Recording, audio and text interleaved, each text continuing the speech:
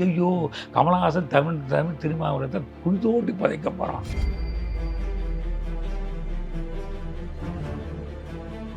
சிவராஜ்குமார் வந்து கன்னடம் சொல்றாங்க. நாங்கெல்லாம் ஒரு குடும்பத்தினுடைய பிள்ளைகள். தமிழும் கன்னடம்லாம் வேற வேற கிடையாது. திராவிடம் தான். கன்னடர்களும் தமிழர்களும் வேறே கிடையாது எப்பயுமே. குடியேறியவர்களும் அங்கே இருப்பவர்களும் ஒன்றாகி விடுவார்கள். 15 ஆண்டுகள் ஒன்றாடுவாங்க. பிரச்சனை ஒன்று தான். மன்னிப்பு கருதுனா கஷ்டம் ஒன்றும் கிடையாது. சாரிங்க, மன்னிச்சிடுங்க. மன்னிப்பின் பின்னாடி இருப்பது என்ன? மொழி. பணம் விட மானம் பெருசு. மானத்தை விட நாம் எடுத்துக்கின்ற கொள்கையின் பின்னால் இருக்கிற உண்மை பெருசு. மதத்தை கையில் எடுக்கலாம், இனத்தை கையில் எடுக்கலாம், மொழியை கையில் எடுக்கலாம். இந்த 3 தொட்டா பத்திக்கும். எதிரி கையில் எடுத்தான்னு சொன்னால் சுத்தம். இந்த சூழல் வந்த பிற்பாடு தான் ஒவ்வொரு மொழியின் பின்னால் என்ன வரலாறு இருக்கிறது என்று சொல்ல வேண்டிய கட்டாயம் வந்திருக்கிறது. படத்தை பிரபலமாக்குறதுக்காக இந்த சர்ச்சையை உருவாக்குறாங்களா? இது ஒரு டெக்னிக் தான். புரட்சித் தலைவர் அம்மா அவர்கள் வந்து மிரட்டி இதெல்லாம் பண்ணக்கூடாது, என்ன ஓ பேர மாத்து. அவருக்கு முதன்முறையாக வந்த பெரிய த்ரெட்டனிங் சொன்னாக்கா அதான். ஏன்னா கமலஹாசன் ஒரு பிராமணன் எப்படா இதெல்லாம் தேவையில்லாமல் எடுத்து காசு சம்பாதிக்கிறான், எல்லாம் சுற்றி போகிறானா என்கிற ஒரு பார்வை சில பேருக்கு உண்டு. ஆனால் அது ஒரு கெட்ட நேரம் கிருஷ்ணசாமி மூலமாக வருது. இந்த படத்துக்கு சண்டியர் எல்லாம் சொல்லக்கூடாது, அண்ணன் கிருஷ்ணசாமி கோச்சுக்குவாரு. நீங்கள் வந்து ஜாதி பேரை வச்சுட்டு பண்ணுறீங்க, சண்டியர் எடுக்க விட மாட்டோம், பார்க்கலாம் அப்படின்ற. நாங்கள் கிருஷ்ணசாமிகிட்ட கேட்டோம், ஏன் சண்டியன்றதுக்கு வந்து நீங்கள் சண்டித்தனம் பண்ணி பாட்டிங்களே, இதுக்கு முன்னாடி சண்டியர் வரான்னு ஒரு படம் எடுத்தானே, அவன் கிடைக்கல. எடுக்கிறது கமலுங்க, விட்டுருமா? மரியாதைக்குரிய புரட்சி தலைவி அம்மா அவர்கிட்ட அவங்க பார்த்தாக்கா அவங்க ஒரே வார்த்தை சொன்னாங்க, இந்த பேர் மாற்றத்தில் என்ன எடுக்குது, கதை மாற்றல இல்லை. இந்தியாவை பொறுத்த வரைக்கும் அரசியலை தாண்டி கலை வென்றதே கிடையாது, முடியவே முடியாது. கமலுக்கு வந்து முதலீடே எதிர்ப்பு நிலை வரணும். கமல்கிட்ட வந்து ஒரு கலைஞர் அப்போது சொன்னதாக நான் கேள்விப்பட்டேன்னா, உனக்கு என்ன வேணும்னு சொல்லு, என்ன பிரச்சனை, நான் தலையிடுமா அப்படின்னு அவர் வேணான்ட்டு. அதனால தான் கமல் மேலே 1000 அரசியல் விமர்சனம் இருந்தாலும் நீ வாயா, நம்ம கட்சிக்கு வாயா, நீ தேவைப்படுவ அப்படின்னா. ஒருவேளை அப்பொழுதே போயிருந்தால் இன்னும் கூட ஒரு உயர்நிலைக்கு போகலாம். இன்றைக்கி வந்து மரியாதைக்குரிய முதலமைச்சர் ஸ்டாலின் வந்து ஒரு கட்சியில் வந்து ஒரு எம்பியாக கொடுக்குறேன், நீ உன்னுடைய அடையாளத்தோடு போ என்று சொல்கிறார் சொன்னால், இந்த வரலாறுகள் எல்லாம் அறிந்தவர் தான் ஸ்டாலின். நம்ம ஆளாக இருக்கான், நம்மளுக்கே வந்து தப்பு பண்ணிக்கிட்டு இருக்கான். வடகலைன்றான், தெங்கலைன்றான், வாயினத்தை தூக்கி வைக்கிறான். அப்போ என்னதான் பண்ணிக்கிட்டு இருக்கான் அவன்? கடவுள் இல்லைன்னு நான் சொல்ல, இருந்தால் நல்லா இருக்கும். அப்படி சொல்லும்போது மழுப்பல் மாதிரி தெரியும். என்னென்னா நேரடியாக சொல்லக்கூடியவர் தான், ஆனால் நேரடியாக சொல்லக்கூடியவர் பெரியார் ஆகிட்டார். பெரியாருக்கு பின்னால் வந்தாலும் கொஞ்சம் பார்த்து நடந்து சொல்லுங்கப்பா, நீங்கள் பிழைக்க வேணாமா அப்படிங்கிற மாதிரி தான் வந்து திமுக வருது.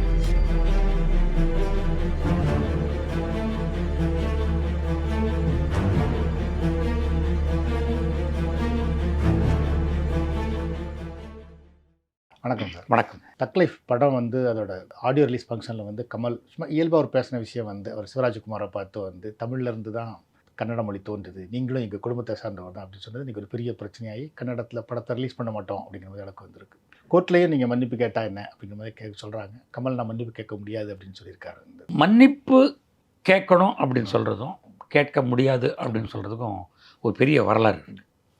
ஏன்னா அபூர்வ சகோதரர்கள் வந்து நல்ல நினைவிற்கு வள்ளுவர் கோட்டத்தில் வந்து 100ஆவது நாள் விழாவில் அவர் தென்னிந்திய கலைஞர்களை கூப்பிட்டு வச்சு அவர் சார்பாக வந்து அவார்டு கொடுத்தார். நான் வந்து கன்னட நடிகர் ராஜ்குமார் கையால் தான் நான் வாங்கினேன். அது என்னுடைய முதல் துணை இயக்குனரான படம். ஆனால் அவர் எப்பயுமே திராவிடத்தினுடைய அந்த எல்லைகளை வந்து எப்பயுமே குறைச்சிக்காமல் சேர்த்து போகிறதுன்றது அவருடைய பண்பு இருக்குது. இன்னும் ஒன்று, அவர் தனக்கு சரியென்று பட்டால் அதற்காக நின்று நிதானித்து களமாடுவது அவர் வாழ்நாளில் அவர் ரத்தத்திலே ஓடினது. பொதுவாக என்ன பண்ணுவாங்கன்னாக்கா, அப்படி அட்ஜஸ்ட் பண்ணிவிட்டு போயிட்டு எப்படியாவது சம்பாதிச்சு போயிடலாம், பணம் தான் பெருசு அப்படின்னு நினைப்பாங்க. இவர் வந்து நாம் சொல்கிற சொல்லில் குறைந்தபட்சம் நியாயமாக போராட வேண்டும்ங்கிற அந்த களப்போராளிங்கிறது வந்து அவர் சின்ன வயசுலேயே உண்டு. ஒன்று செய்யாதன்னா செய்வார், செய்யன்னு செய்ய மாட்டார். ஏன்னா தனக்கு சரி என்று பட்டால் பண்ணுவார். அப்படித்தான் இது வந்து அந்த ராஜ்குமாரோடைய அந்த வழித்துறை மேலே நம்ம ரொம்ப மரியாதை உண்டு. ட்ரஸ்ட்புரம் இருக்கு இல்லையா, அம்பேத்கர் சிலைக்கு ஏற்ற மாதிரி ஒரு தெருவில் தான் ராஜ்குமார் இருந்தார். நான்லாம் போய் பார்த்துருக்கேன். ஸோ அந்த அன்பின் மிகை காரணமாக சிவராஜ்குமார்னு ஒன்று வர்றாரு.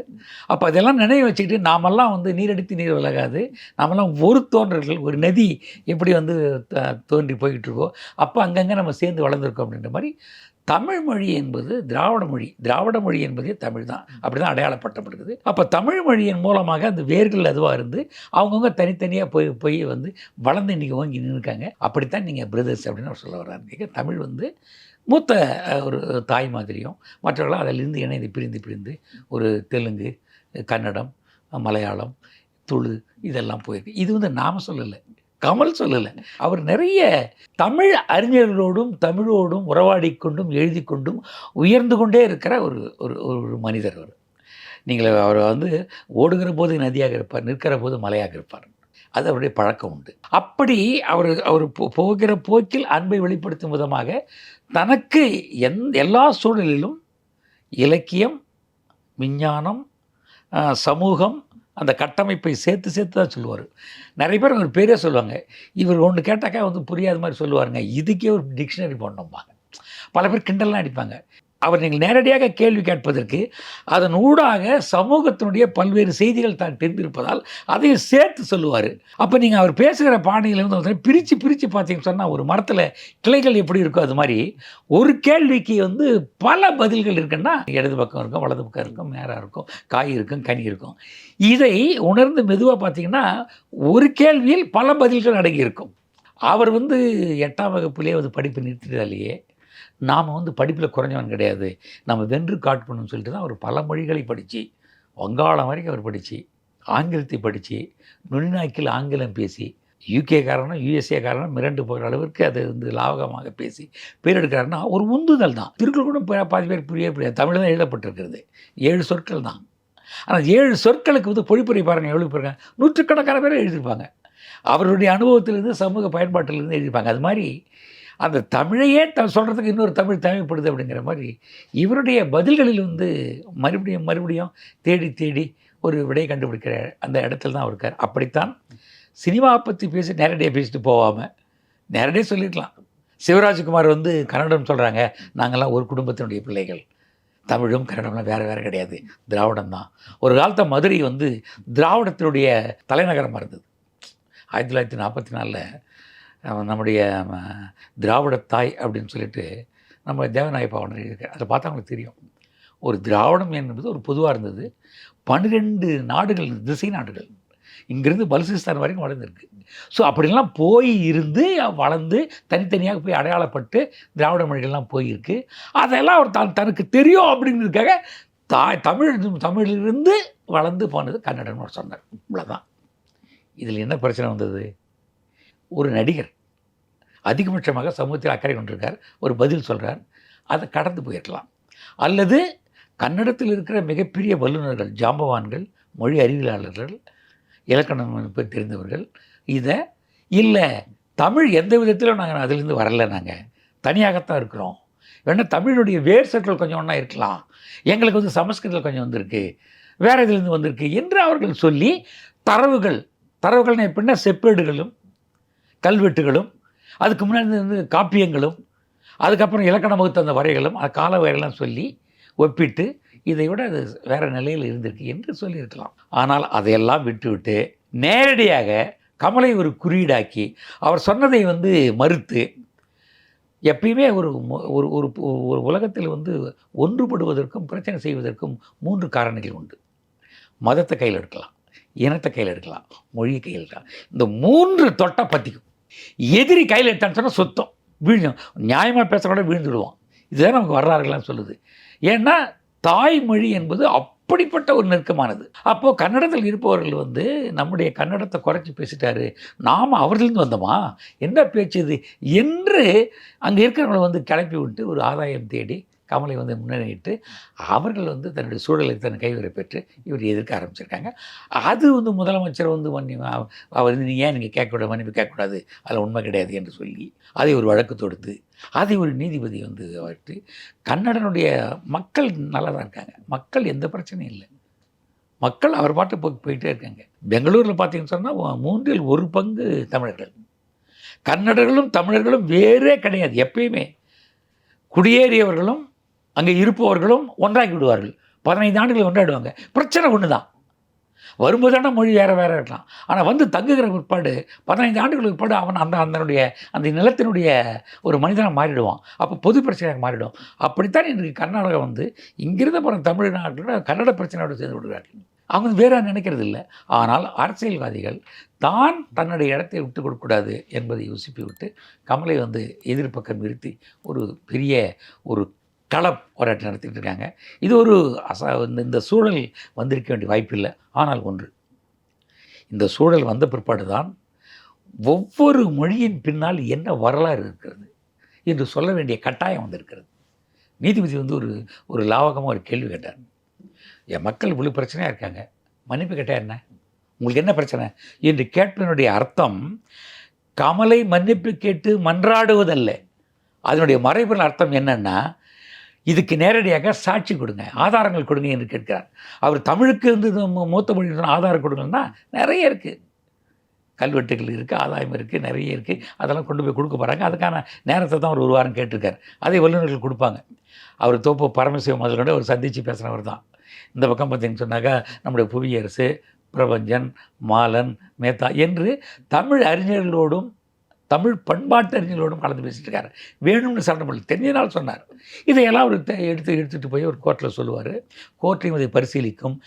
அதே அந்த இடத்துல இருந்து கன்னடத்தில் இருக்கிற அந்த உரிமைகள், அந்த இலக்கியங்கள், காப்பியங்கள், கால வரையறைகள் இவங்களும் கொண்டாந்து கொடுக்குற போது உன் மொழியும் என் மொழியும் எவ்வளவு நீண்ட வரலாறு கொண்டது, எவ்வளவு காப்பியங்கள் கொண்டது, நாம் 2 பேரும் எவ்வளவு வளர்ந்துருக்கிறோம். இந்த ஒரு சண்டையின் மூலமாக என் மொழியை நான் உயர்ந்து தெரிந்து கொண்டிருக்கிறேன், உன் மொழியை நீங்கள் எங்களுக்கு காண்பித்துக்கிறீர்கள் என்று சொல்லி 2 மொழி வளரப்போகுது.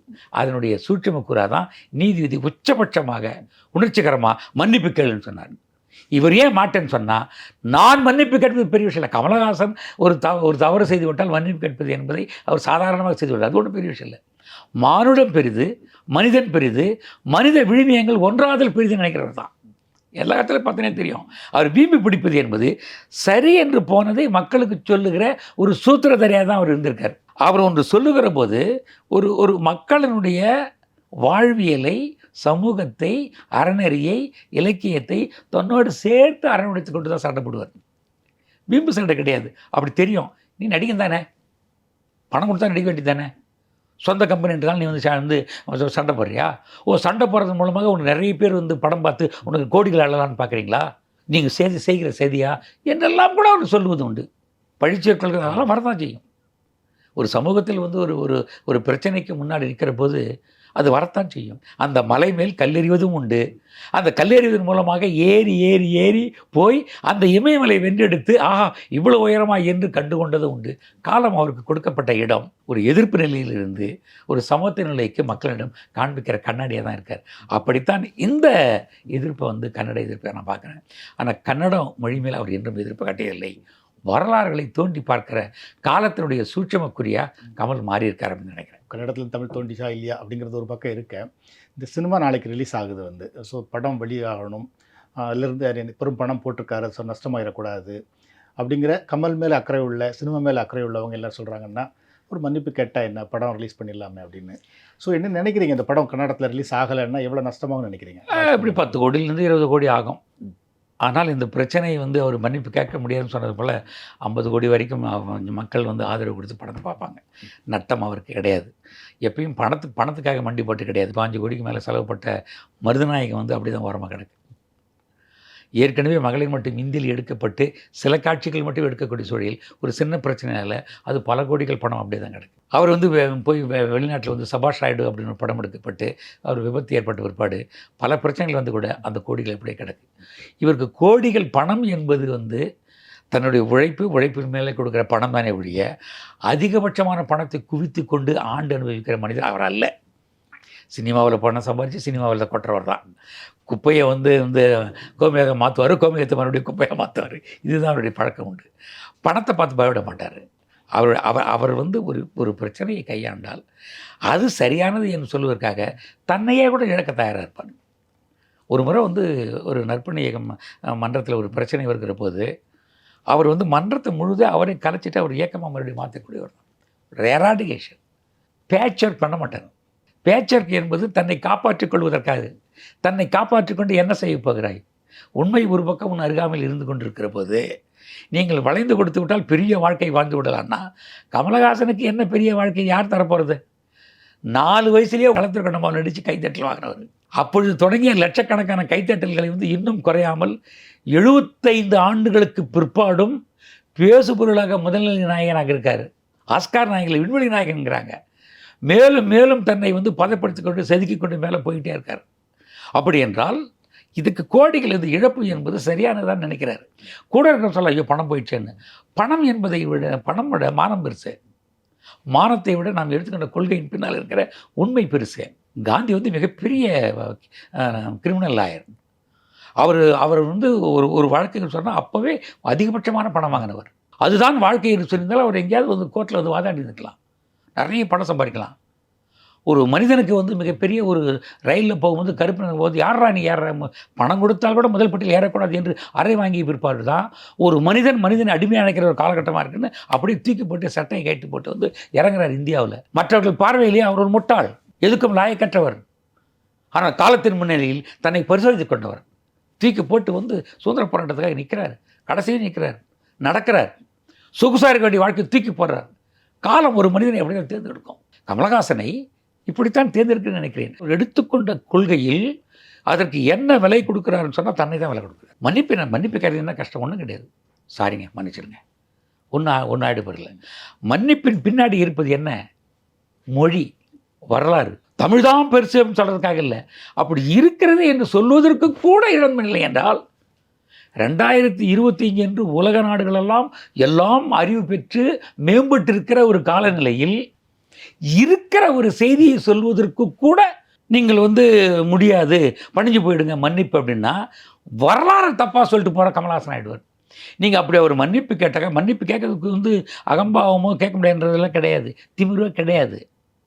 அவர் முன்னாடி எடுத்து வச்சாலும் ஒரு தரவு, நம்முடைய மனிதகுல மேம்பாட்டில் நடக்கிற மொழி ஒரு வரலாறு. அது இல்லைன்னு அவர் ப்ரூவ் பண்ணிட்டாங்கன்னா ஆமாம் நான் தவறாக புரிஞ்சுக்கின்னு சொல்லிட்டு போகிறாரு. அதற்காக நின்று அவர் பேசுகிறாரு. அப்போது மன்னிப்பு கேட்பதன் மூலமாக பணம் கிடைத்துவிடும். ஆனால் தான் சொன்ன சொல்லில் இருக்கிற அந்த வரலாறு தோற்று போயிடும்.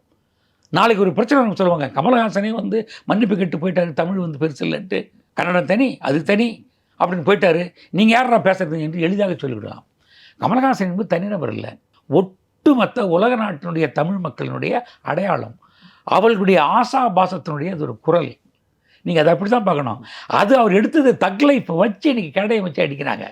அவர் உண்மையிலேயே வியாபாரியாக இருந்திருந்தால் அடுத்த நிமிடமே மன்னித்துக் கொள்ளுங்கள், மனம் புண்பட்டிருக்கிறது, நான் வந்து இது ஆய்வாளர்கள் செய்ய வேண்டிய வேலை, நான் செய்கிற வேலை கிடையாது, எனக்கு தெரிஞ்சது சொன்னேன், இல்லை என்றால் இல்லை என்று சொல்லிவிட்டு போய்விடலாம். அப்படி இல்லை, இது வரலாறு பூர்வம் என்று நம்புகிறார். எனவே நின்று பார்க்கிறார். ஒருவேளை நம்மளே அறியாமல் கியூமுக்கு முன்னாடி கன்னடம் தான் வந்திருக்கிறது யாராவது தரவுகள் செப்பேடுகள் சொன்னார்னா அவரை வந்து அப்போ கேட்டுக்கிட்டு மன்னிச்சுக்கின்னு சொல்லுவார். ஏனென்றால் நான் அறிந்த தரவுகளிலிருந்து பேசினேன், அதை விட இன்னும் மேம்பட்ட தரவு வந்திருக்கிறது என்றால் யாரும் கேட்காமையே மன்னிச்சிருன்னு சொல்லுவார். எனவே இந்த மன்னிப்பின் பின்னாடி இருப்பது வந்து ஒரு வரலாறு. வரலாறுக்காக அவர் நிற்கிறாரு ஒழிய வீம்புக்காக நிற்கல. அப்படித்தான் கன்னடர்களும் புரிந்து கொள்ள வேண்டும் நான் நினைக்கிறேன். முன்னாடி ரஜினியோட காலா படத்தப்பவே ஒரு பிரச்சனை வந்தது அப்போ என்னென்னா காவேரி நதிநீர் ஆணையம் அமைக்கப்பட்டதுனால அவங்க என்ன ஸ்டாண்ட் எடுத்தாங்க அப்படின்னா காவேரி நதிநீர் ஆணையம் வேண்டாம், 2 மாநில மக்களும் பேசி தீர்த்துக்கலாம் அப்படிங்கிறத ரஜினி சொல்லணும், சொன்னால் காலா படம் ரிலீஸ் பண்ணுறதை நாங்கள் தடை பண்ண மாட்டோம் அப்படின்னு ஒரு பிரச்சனை எடுத்தாங்க. ஆமாம். அப்போ வந்து கமல் போய் கர்நாடக முதலமைச்சரை பார்த்து பேசிட்டு வந்து அவர் ஒரு பேட்டி கொடுத்தாரு, வந்து இப்படி 2 மக்களும் பேசி தீர்த்துக்கலான்னு. அப்புறம் ரஜினி சொன்னார் கமல் சொல்கிறது சரிதான் அப்படின்னு சொல்லி. ஸோ நண்பருக்காக போய் பேச, ஆமாம், அது நண்பருக்காக போதான். ஆமாம், சொந்த படத்துக்கு இறங்கி வர மாட்டாங்கிறாரு. எப்படி பார்க்குறீங்க? தனக்கு இறங்கி வர மாட்டார், அடுத்தவங்களுக்கு இறங்கி வருவார். ஏன்னா ரஜினியும் கமலும் என்று நீண்ட கால ஒரு வரலாறு. ரஜினியுடைய வளர்ச்சியினுடைய அந்த நுட்பத்தை வந்து கமல் புரிஞ்சுக்கிட்டு அப்பயே அவர் பாராட்டினார். ரஜினி கமலனுடைய ஆழமான அந்த நடிப்பினுடைய அர்ப்பணிப்பை பார்த்து புரிஞ்சுக்கிட்டு வரும். நமக்கு சின்ன வந்து ஒரு ரசிகனுக்கு பிடிக்கக்கூடிய சில பாவனைகள் செஞ்சுட்டு பெரிய இடத்த வந்துட்டோம். ஆனால் உண்மையிலேயே கஷ்டப்பட்டு உழைச்சி இந்த ஃபிலிம்க்கு இந்த 24 ஃப்ரேம்ங்கிற செல்லுலா எடுக்க தன்னை எவ்வளவு செதுக்கிக்கிறார் அப்படின்னு பார்த்து அவர் வியக்கிறார். அது நண்பனுக்கு செய்த உதவி அது. அது மாதிரி நிறைய பண்ணுவார். அது உண்மையிலேயே அது ஒரு புரியாத புதிருங்க. 2 துருவங்களாக இருக்க வேண்டிய ஒருவர்கள் ரசிகர்கள்லாம் அப்படி தான் இருக்கிறாங்க, அப்படி தான் வேறுபட்டுருக்காங்க, அப்படி தான் கொடி கொடியாக கொடுக்குறாங்க. ஆனால் நட்பு என்று வருகிற போது இந்த சினிமா திரைப்பட உலகத்தை தவிர்த்து விட்டு ஒன்றாக பேசிக்கொள்வார்கள். பல பேருக்கு தெரியாது. அபூர்வசர்கள் படம் வந்த பிற்பாடு பல முறை அவர் வந்து ஆழ்வார்பேட்டை இப்போ அந்த பழைய ஆஃபீஸர் இல்லையா, இரவுகளில் வந்து பேசிட்டு போவார். நாயகன் படம் வந்த பிற்பாடு 3-4 முறை வந்து ரஜினி வந்து பாராட்டி போயிருக்காரு. ஒரு முறை பாராட்டினாலே புரிஞ்சுக்கலாம், ஆனால் அதை பார்த்து வியந்து மறுபடியும் பாராட்டி போயிட்டுருக்காரு. இதுதான் ரஜினியுடைய குணம். அந்த குணத்தில் இவர் ஓடி ஓடி உழைப்பது கூட அந்த இவருடைய அந்த நட்பு தான். அப்படி மற்றவங்களுக்காக கொஞ்சம் வேகமாக பேசுவார். தனக்கு பேசுகிறத விட மற்றவங்களுக்காக நிறைய பேசுவார். பேசி வாங்கி கட்டிக்குவார். அதான் அவருடைய வரலாறு. ட்ராக் ரெக்கார்டு அதுதான். இன்னொரு இது வந்து சில விமர்சனங்களும் வைக்கப்படுது. உதாரணமாக வந்து இந்த பிரச்சனை ஆரம்பித்த உடனே ஃபேஸ்புக்கில் ட்விட்டர்லலாம் நிறைய எழுதினாங்க, படத்தோட உண்மையான ப்ரொமோஷன் இப்போ தான் தொடங்குது அப்படின்னு சொல்லி. படத்தை பிரபலமாக்குறதுக்காக இந்த சர்ச்சையை உருவாக்குறாங்களா? இது ஒரு டெக்னிக் தான். அது உண்மையாக பொய்யா நமக்கு தெரியாது. ஆனால் ஒரு படம் வந்து வருகிற போது ஒரு அட்டென்ஷன் க்ரியேட் பண்ணுறது வந்து ஒரு இயல்பாகவே வந்து வியாபாரத்துக்காக வந்து ப்ரெஸ் மீட் பண்ணுறது, போய் பேசுகிறது இதெல்லாம் இருக்குது. அதையும் தாண்டி ஒரு வேலை செய்து எதிர்நிலைப்பாடு எடுத்து அதை பேச வைப்பது என்பது பாலிவுட் ஹாலிவுட்டில் பண்ணுற வேலைகள் தான். அதனுடைய தொடர்ச்சியாக இங்கேயும் வந்து விட்டதா என்று பேசுபவர்களில் உண்மையும் இருக்கலாம், பொய்யும் இருக்கலாம். ஆனால் இது அதோட சேர்த்து ஒப்பிட முடியாது. ஆனால் பார்வை எப்பயுமே ஒரு செயலுக்கு வந்து பார்வை இருபாரம் இருக்கும். இது ஒரு வேளை திட்டமிட்டு பண்ணுறாங்களோ, இவர் தமிழுக்காக பேசுகிறாரு, அதனால் தமிழுக்காக பேசுகிற அமைப்புள்ள கட்சிகள் எல்லாம் பேசாமல் அமைதி காக்கிறது. ஆனால் அங்கே இருக்கிற இந்த கனடாவில் இருக்கிற அரசாங்கம் வந்து பெரிதாக வந்து இப்போ சண்டை போடுது. ஆனால் அது பின்னாடி இருக்கிற இந்த கல்வியாளர்கள் யாரும் பேச மாட்டுறாங்க. அப்போ படம் வருது, அங்கே சண்டை போடுறாங்க, மன்னிப்பு பண்ணுறாங்க, மாட்டேன்றாங்க. ஒருவேளை பேசி வச்சுக்கிட்டு இருக்கிற ஒரு படம் வந்து பிரம்மாண்டமாக பேசப்படணும் இருக்க செய்யப்பட்ட ஒரு செயலா என்ற ஒரு பார்வை பார்ப்பவங்க உண்டு. ஆனால் அது எல்லாம் உண்மை ஆகிவிடாது என்பது தான் உண்மை. ஆனால் அப்படி தான் ப்ரொமோஷன் இப்போ பண்ணிகிட்ருக்காங்க, அப்படி தான் நடந்துக்கிட்டு இருக்காங்க. ஒரு எதிர்நிலை எடுத்து தன்னுடைய படத்தை தெரியலன்னு சொல்லிட்டு இவங்களையெல்லாம் கேஸ் போட்டு அதை பெருசாக்கி 100ஆவது நாள்லாம் படம் வந்தது. 100ஆவது நாள் படம் வந்து கொஞ்சம் நல்லா போச்சு, விஜயகாந்த் சுமாராக போயிடுச்சு. ஆனால் அந்த நேரத்தில் ஆட்டோ சங்கருடைய பிரச்சனை வந்ததும் ஆட்டோ சங்கர் வந்து இந்த படம் பார்த்துட்டு தான் கொலை பண்ணேன்னு சொல்லி ஒரு ஸ்டேட்மெண்ட் விட்டு அதை பெரிதாக்கி ஒரு சாதாரணமாக போக வேண்டிய ஒரு த்ரில்லர் படத்தை 100-150 நாளோட மேலே ஓடிடுச்சு. அப்போ எதிர்நிலைப்பாடு வந்து அந்த படத்தை வந்து மேலும் உயர்த்துகிறது. அதனுடைய தரத்தை தாண்டி அதுக்கு அதிகமான ஒரு அட்டென்ஷன் க்ரியேட் பண்ணுது. அது வந்து அங்கங்கே பாலிவுட்டில் நடக்கிற மாதிரி தமிழிலும் சில சமயங்கள் நடந்து விடுவது உண்டு. ஆனால் இது ஒரு பக்கம் மணிரத்னம், இன்னொரு பக்கம் கமலஹாசன், இன்னொரு பக்கம் அடுத்து வரக்கூடிய சிம்பு. இந்த 3 பேர் கலவையில் அந்த பார்த்தீங்கன்னு சொன்னால் அந்த தக் லைஃப் என்ன தக்குன முரட்டு மனிதனுடைய வாழ்க்கை இது. அது சொல்லுகிற போது கமலை வந்து அந்த மாதிரி படங்களை பார்த்தே ரொம்ப நாள் ஆச்சு. நீங்கள் பார்த்தீங்கன்னு சொன்னால் பார்த்தா அன்பே சிவம் ஒரு பக்கம் போகிறாரு, ஒரு பக்கம் பார்த்தீங்கன்னு சொன்னால் கேரளாவில் இருந்து டான்ஸ் எல்லாம் ஆடிக்கிட்டு ஒரு வில்லன் வேடம் எடுக்கிறாரு, உத்தம வில்லன் எடுக்கிறாரு. அப்புறம் இன்னொரு பார்த்தீங்கன்னா ஒரு 10 வேஷம் போடுறாரு. ஒரு அடித்தா காலி பண்ணுற மாதிரி அப்படிங்கிற ஒரு மண்ணினுடைய அந்த தேவர்மனுக்கு அப்புறம் ஒரு சரியான களத்திலிருந்து அந்த மண்ணோடும் சதையோடும் ரத்தத்தோடும் இருக்கிற வார்த்தைகளோடு இருக்கிற கதாபாத்திரம் அமையல. அதை கொஞ்சம் வந்து கிளாசிக்கலாக மணிரத்னம் பண்ணி இந்த படம் பண்ணியிருக்கனால இயல்பாகவே அவருடைய முகத்திலையும் தோற்றத்திலையும் இந்த படத்துலேயும் வந்து ஒரு புதிய ஒரு அட்ராக்ஷன் கிடைச்சிருக்கும். அதே படம் வெற்றி பெறும். இதெல்லாம் வந்து கூடுதலாக சேர்ந்து கொண்டது. ஒருவேளை மற்றவர்கள் நினைப்பது சரி என்றால் கூட தவறில்லை நான் நினைக்கிறேன். அபூர்வ சகோதரிலேருந்து கமல் கூட இருக்கான்னு சொல்லி கமல் கூட ஒரு நீண்ட ட்ராவல் உங்களுக்கு இருக்குது வந்து அந்த அடிப்படையில் வந்து இந்த மாதிரி ஒரு பிரச்சனை வரும்போது கமல் எப்படி யோசிப்பார், எப்படி ரியாக்ட் பண்ணுவார் அப்படிங்கிறத பார்த்துருக்கீங்க? கமலஹாசனுடைய பலமும் தான் பலவீனமாக தான். எல்லாரும் தமிழ்நாட்டினுடைய சமூக சூழலை சார்ந்து வியாபாரம் பண்ணுவாங்க. கமலுக்கு மட்டும் உலகளாவிய நட்பு உண்டு, உலகளாவிய சினிமா தொடர்பு உண்டு, உலகளாவிய சினிமா பார்வை உண்டு, உலகளாவிய ரசனை மேம்பாடு உண்டு. விஞ்ஞான வளர்ச்சியினுடைய அந்த நுட்பம் அவருக்கு தெரியும். அதனால தான் அவர் அடிக்கடி வந்து தன்னை வந்து ரீஃப்ரெஷ் பண்ணுறதுக்காக வந்து ஃபாரின் போயிடுவார். மற்றவங்கெல்லாம் போயிட்டு வந்து ஜாலியாக இருந்துட்டு ஓய்வு எடுத்துகிட்டு வந்து ஏதோ ஒரு இராணுவத்தில் வந்து சேர்ந்தவங்க போயிட்டு ஓய்வு எடுத்துகிட்டு போயிட்டு வருவாங்க. கமல் அப்படி தன்னை மாணவன் மாதிரி தான் போவார். சினிமாவுக்குள்ளே இருக்கிறோம், தமிழ்நாட்டுக்குள்ளே நம்ம வெளிநாட்டிலேருந்து வந்தால் விஞ்ஞான நுட்பத்தை வச்சு எடுத்துகிட்டு இருக்கோம். ஆனால் அங்கே உண்மையில் என்ன நடந்துக்கிட்டு இருக்குன்னு போய் படித்து அதை எடுத்து வந்து முதல்ல செஞ்சிடுவார். ஏன் கமல்ஹாசன் எல்லாம் வியந்து பார்க்குறாங்கன்னா, மற்றவங்கெல்லாம் இருக்கிறத வச்சு சமைச்சு சாப்பிட்டுன்னு உட்காந்துருக்காங்க. அவர் புதுசாக என்ன பயிர் வைக்கிறான்னு சொல்லிட்டு அதுலேருந்து எடுத்து வந்து போட்டு பண்ணுறாங்க. அதனால தான் எப்போதும் புதிதாக தெரியுறாங்க. தன்னை மேலும் மேலும் புதுப்பிச்சுட்டா தான். வெளிநாட்டில் இந்த தொழில்நுட்பம் வரும்போது சொன்னார், இந்த ஃபிலிம் என்ற பேரே மறைஞ்சிடும்னார். டிஜிட்டல் தான் வரும்னு சொன்னார். என்ன சொல்கிறீங்கன்னார், நான் படம் எடுத்தே காமிக்கிறேன்னார். அப்படி தான் மும்பை எக்ஸ்பிரஸ் எடுத்தார். ஒரு சின்ன டப்பாவில் எப்படா எடுக்க முடியும் எடுத்தார். ஏன்னா பெரிய பெரிய ஏசி பெரிய பெரிய வந்து முதல்ல வந்து மிச்சலில் படம் எடுத்தாங்க. அதுக்கப்புறம் வந்து ஏரி ஃப்ளெக்ஸில் எடுத்தாங்க. 3CMன்னு சொல்லிட்டுலாம் எடுத்தாங்க. அப்படிலாம் எடுத்து பிரம்மாண்டமாக ஒரு டேக் லைட் டேக் ஆக்ஷன் அப்படின்னு சொல்கிறதெல்லாம் போய் த்ரோண்டு போட்டு ரெடி ஓகே போலாமா போங்க அப்படின்னு சொன்னால் என்னடா ரெடி சின்ன பசங்க விளையாடுற மாதிரி கமலாசன் விளையாடுறான் அப்படின்னு சொல்ல போய் இதுதான் விஞ்ஞானம் அப்படின்னு. அது என்னாச்சு? அந்த நேரத்தில் அவர் சொன்னார், ஒரு வார்த்தை சொன்னார், நான் வந்து இனிமேல் வந்து தியேட்டரில் பார்க்குற வரலாம் குறைஞ்சி போவோம், சேட்டலைட்டில் வந்துடும், அப்போ வந்து இதில் அந்த பெட்டியில் வந்துடும் சொல்லிட்டார். பெட்டியில் வந்துன்னு சொன்னாக்கா பணம் போட்டு தியேட்டர் வச்சுக்கலாம். ஐயோ கமலஹாசன் தமிழ் திருமாவளத்தை குழி தோண்டி புதைக்க போகிறான், சீனிவாசன் புள்ள வந்து நம்மளை காலி பண்ண போகிறான் அப்படின்னு எல்லாரும் பேசுனதெல்லாம் உண்டு. அவர் சொன்னார், நீ விஞ்ஞானத்தை தடுக்க முடியாது. முன்னாடி வந்து பேனாவில் எழுதிட்டு இருந்தோம், இப்போ நம்ம வாயால் தலையில் லைட்டு ட்ரப்பிங் வருது. இதெல்லாம் வந்து விஞ்ஞான வளர்ச்சி. நாம் மாறணுமே வழி அதோட நிறுத்தி சண்டை போட முடியாது சொல்லும்போது இல்லை பெரிய சண்டை வந்தது. தமிழ் சினிமாவுடைய துரோகின்னே சொன்னாங்க, அழிக்க வந்தவன்னு சொன்னாங்க. எப்படி தானே வந்து கோவத்தில் வந்து ஆழ வந்தான் அழிக்க வந்தான்னு சொன்னால் அது மாதிரி எல்லாரும் கற்றுக்கிட்டாங்க. ஏன்னா எல்லாரும் வந்து இருக்கிறத வச்சுட்டு வாழ்ந்துக்கிட்டு இருந்தவங்க. அவர் மேலே போயிட்டு வர்றாரு, இது நடக்க போதுறான்றாரு. எப்படி மேகம் வந்து இடி இடிக்கிறதுக்கு முன்னாடி வானிலை இருக்கல, அடுத்த மாதம் 7லேருந்து 30 வரைக்கும் 18 மாவட்டங்களில் இடியுடன் கூடிய மழை பெய்யும் அப்படின்னு தான். பாரு நல்ல வெயில் அடிக்குது, வாய் வச்சுன்னு சும்மா இருக்க மாட்டேன். அது மாதிரி முன்னாடி போய் அவர் கற்றுட்டு வந்து சொல்கிறதெல்லாம் பார்த்திங்கன்னா இங்கே இருக்கிற எதிர்ப்பாக மாறிச்சு. அவர் படத்துக்கு தடை வந்தது, பரவாயில்லைன்னார். திமிருன்னு சொன்னாங்க, இல்லைடா விஞ்ஞானம்னாரு. பிறகு இப்போ எல்லார் வீட்டில் வந்து ஒரு பாடு சொல்கிறாங்க, கமலஹாசன் புச்சாலியா, அவர் சொல்கிறதுலாம் விஷயம் இருக்கின்றார். இது அவருடைய நிலைப்பாடு, இது தன்னை புதுப்பித்து கொண்டே இருக்கிறவர். அப்படித்தான் வந்து கமலஹாசன் வந்து ஒவ்வொரு விஷயத்தில் வந்து அவர் முன்னாடி நிற்கிறார். அந்த பிரச்சனை என்பது அவர் புதிய செய்தியோடு வர்றது தான். ஏற்கனவே இருக்கிற வாழ்க்கையோடு ஒத்துப்பாகாமல் புதிய அறிவியலோடு வருவார், புதிய வியாபார நுட்பத்தோடு வருவார், புதிய ரசனையோடு வருவார், புதிய திரைக்கதையோடு வருவார், புதிய மேக்கப்போடு வருவார். அப்போ புதிய மேக்கப் வந்து வெளியிலேருந்து வர்றவங்களுக்கெல்லாம் 3 நாள் அடித்து காயம் வந்தால் என்ன, 5 நாள் பேர் காஞ்சி போனால் என்ன அப்படிங்கலாம் இந்த கெமிக்கல்ஸ் வந்து ஃபாரின்லேருந்து வர்ற வாங்கிட்டு வந்து நிறைய காசு வாங்கிட்டு பண்ணுவார். யதார்த்தமாக இருக்கிற மாதிரி இருக்கும். அப்போ இங்கே இருக்கிற மேக்கப் பண்ணி எல்லோரும் வந்து ஏதோ கெமிக்கல் போட்டு எல்லாம் ரத்தம் போட்டு அப்படி விளையாடு போட்டு பண்ணுறவங்களாம் என்ன வச்சுன்னா நம்ம தொழிலே கெடுக்கிறான் பார் கமலஹாசன் நடிக்கணும் மேக்கப் பண்ணையா. பல பேர் காதுபட சொன்னாங்க, எங்கேயா உங்கள் மேக்கப் மேனை காணோம், ஃபாரின்லேருந்து மேக்கப் போடுவார் அப்படிலாம் கிண்டல் அடித்தாங்க. ஆனால் அவர் யதார்த்தமாக ஒரு செய்தி வந்திருக்கு, ஏன் நீ மேக்கப் பண்ணி கற்றுக்கூடாது அப்படின்னு அவர் சண்டை போட்டவர் தான். தன்னோடு இருந்த சலீம் பின்னாடி வந்து மோகன்லாலுக்கு வந்து மேக்கப் பண்ண இப்போ இருக்கார். அவர் சொல்லப்படும்போது அவர் அடித்து கற்றுக் கொடுப்பார். அப்போ ரொம்ப கஷ்டமாக தெரியும், என்ன சார் ஒரு அசிஸ்டண்ட்டு மேக்கப் மேனை போய்ட்டு வந்து அவர் அடித்து திட்டிலாம் சொல்லிக் கொடுக்குறாரு அப்படின்னு. அப்படி சொல்லி புதிய தொழில்நுட்பம் சொல்லிக் கொடுப்பாடு தான் மோகன்லால்கிட்ட போய் வேலை செய்கிறாரு. ஏன்னா இங்கே இருக்கிறவங்களோட ஒன்றும் பிரம்மாண்டமான யுக்தியோடு பண்ணுறாங்க. இப்படி புதிய ஒரு செய்தி கொண்டு வரும்போது இருக்கிறவங்கெல்லாம் எதிர்ப்பாயிடுது, இவர் வந்து கோவப்படுறாங்க.